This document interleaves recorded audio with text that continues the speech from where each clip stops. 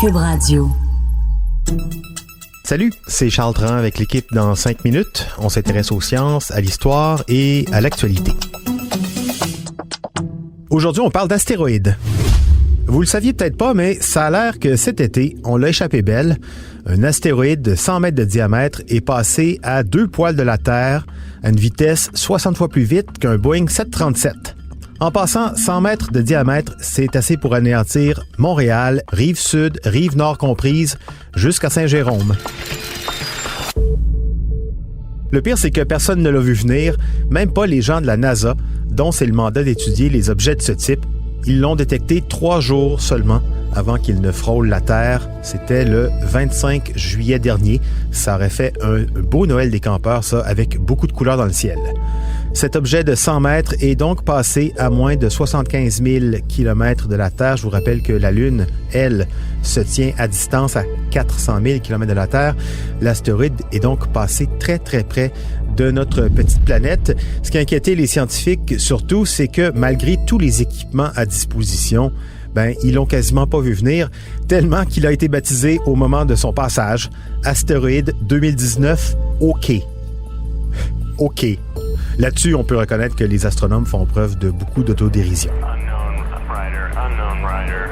La présence de l'astéroïde a été détectée quelques jours avant son passage par 2 équipes, presque en même temps, avec des informations sur sa taille et sa trajectoire connues seulement quelques heures avant son passage, à moins d'1/5 de la distance Terre-Lune.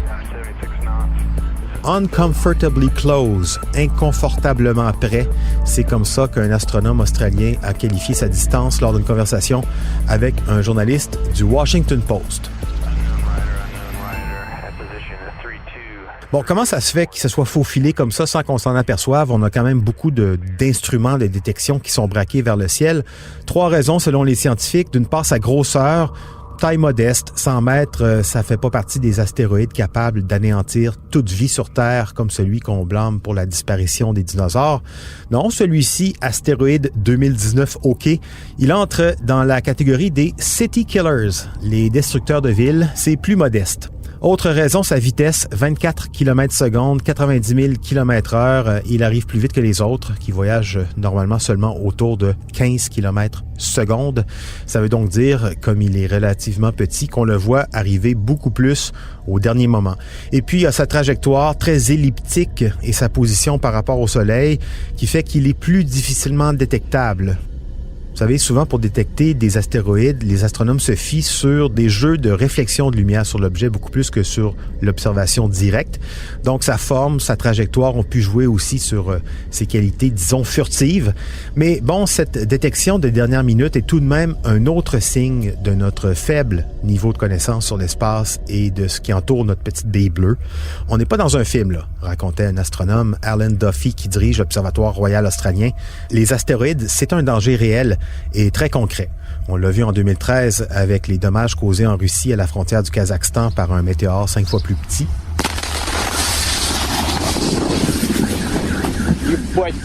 L'explosion a généré une onde de choc tellement puissante qu'elle a fracassé des toitures, des fenêtres sur une très grande superficie, blessé plus de 1200 personnes, 5 fois plus petit.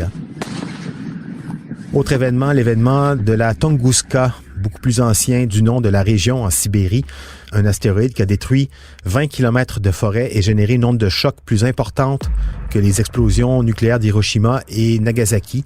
C'était en 1908, donc en Sibérie. Un autre exemple d'une catastrophe qu'on souhaite éviter. Une occasion pour les astronomes de rappeler que pour détecter ce type d'objet et voir comment on peut s'en protéger, ça prend des sous. Plusieurs approches sont étudiées à l'heure actuelle pour dévier des astéroïdes de leur trajectoire. La première consiste à essayer de pousser gentiment l'objet en jouant avec sa gravité. On envoie un objet, une espèce de fusée ou de vaisseau pour tourner autour en orbite dans l'espoir de modifier sa trajectoire de manière gravitationnelle. C'est plus poétique que l'idée qui ne fonctionne pas de la bombe nucléaire. Ce serait à proscrire, ça fait des bons films, disent les astronomes. Mais comme on ne sait pas si ça peut fonctionner, c'est un peu jouer à la roulette russe. Mettons que ça ne fonctionne pas, ça aurait le gros inconvénient de rendre l'astéroïde radioactif avant qu'il n'entre en collision avec la Terre. Puis ça, on veut pas ça. Donc, essayer de modifier les trajectoires de petits objets célestes, en théorie, on peut le faire, en pratique aussi, sans doute, si on y met la volonté et les moyens financiers, parce que si on est capable de suivre la trajectoire des astéroïdes, ça augmente aussi les chances pour l'humanité de ne pas suivre celle des dinosaures. C'était en 5 minutes.